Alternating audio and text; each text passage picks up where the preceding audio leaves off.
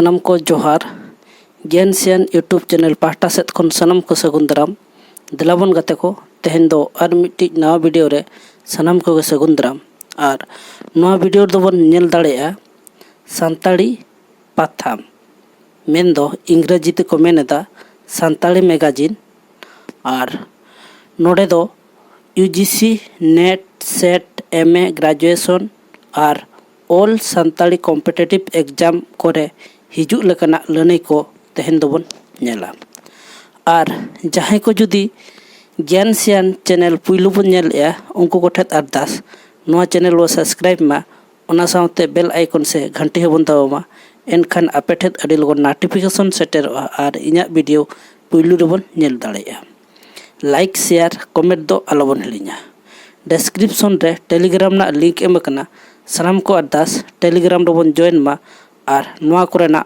PDF को बन नाम मा नोआ मांग रे पाथाम पार्ट 1 और पार्ट 2 वीडियो डिस्क्रिप्शन रे लिंक एम कना ओना हबन नेल मा एनखान पाथाम कोरेना जहां तिनी के कुकली को हिजुआ ओना कोरेना लनई बन एम दाड़ेया ताले तेहेन दो पाथाम को नेला पश्चिम बांग्ला पाथाम तेतरेत सिली उमुल और हलंगड़ा नोआ मोड़े गोटा पाथाम के तेहेन दो बन नेला सनाम को अरदास एतहब खन मुचाद धाबी नेल ताबन पे एनखान पाथाम कोरेना चेद लका हिजू कना कुकली ओना हबन बाडाय दाड़ेया देला ताले बाबन बिलोमा पाथाम को बन एतहब उतर लेगे पश्चिम बांग्ला बांग्ला सरकार होतेते दो गालमाराव पाथाम पारसालो कान ताहेत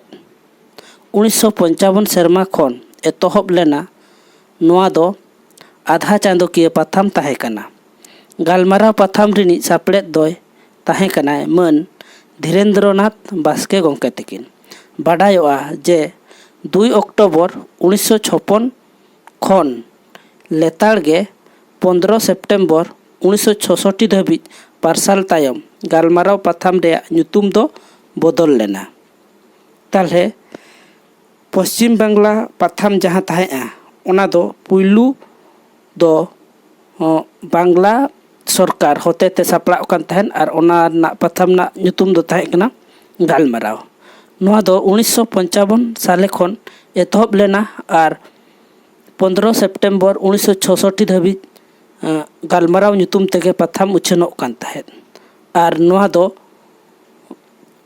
आधा चांदोकिया पाथाम ताहे कना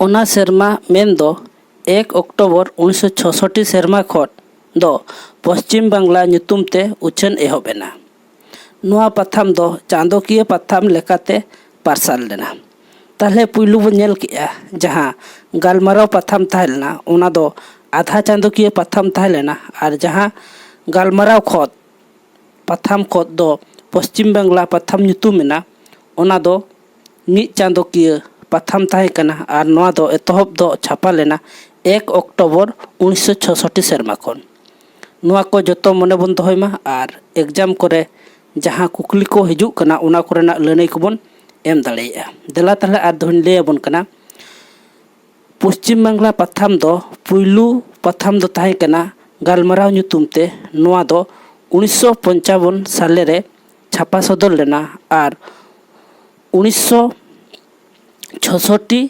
सेरमा रे ओना दो ᱧᱩᱛᱩᱢ बदल लेना और 1 अक्टोबर 1966 सेरमा को दो पश्चिम बांग्ला ᱧᱩᱛᱩᱢ ते उछनेना और नोआ दो मी चांदोकिया पाथाम ताहे कना और जहां गालमाराव ओना दो आधा चांदोकिया पाथाम ताहे कना और पश्चिम बांग्ला पाथाम दो मी चांदोकिया पाथाम ताहे कना नितो दोबन नेला तेतरेत पाथाम दो मी चांदोकिया साहेत पाथाम ताहे कना नोआ दो 1976 सेरमा रे उछनो कान ताहेत नोआ पाथाम रिनी सापड़े दो ताहे कना मन महादेव हांसदा गंके तकिन पश्चिम बांग्ला रेया पुरुलिया जिला रेना कुंबा डाक ओड़ा कायरा अतु खन उछनो एहब लेना पुरुलिया सुसर गांवता होतेते नोआ दो उछानोग कान ताहेद।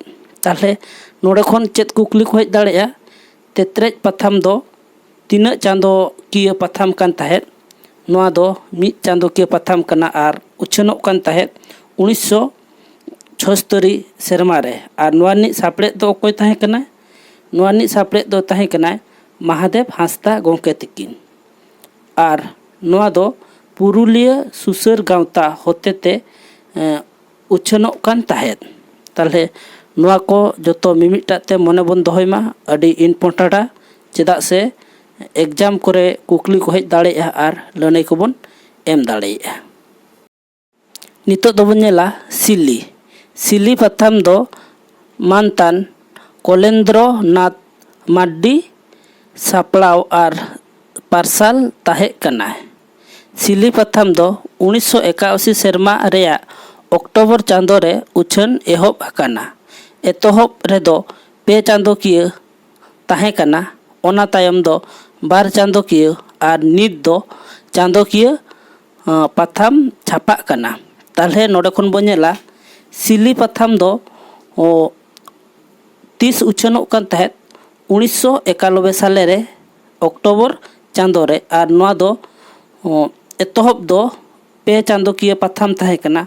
ओना परे दो 2 चांदो किया पाथाम आर नितो दो चांदो किया पाथाम पार्सलोग कना। आर नोआ सिली पाथाम नि सापड़े दो अकोय ताहे कना कलेन्द्र नाथ मार्डी गोंके तिकिन। नोआ को जतो मिमिटा ते मने बन दोहयमा आर एग्जाम करे जहां कुकली को हिजुग कना ओना को बन एममा। देला तारे इन परे आर बन नेला नोआ सिली पाथाम दो पश्चिम बांग्ला रेया पुरुलिया जिला बांदुआ थाना रेया सिरिस गोड़ा अतु खन पार्सलोग कान ताहेद। नोआ दो बांग्ला चिकी आर सान्ताली पारसी ते पार्सलोग काना। सापड़ाविज मानोतान कलेन्द्र नाथ मार्डी आर नुई दो एतोहब खन नितो मेन दो 34 सेरमा धाबिज लेताड़ गे मेनाया।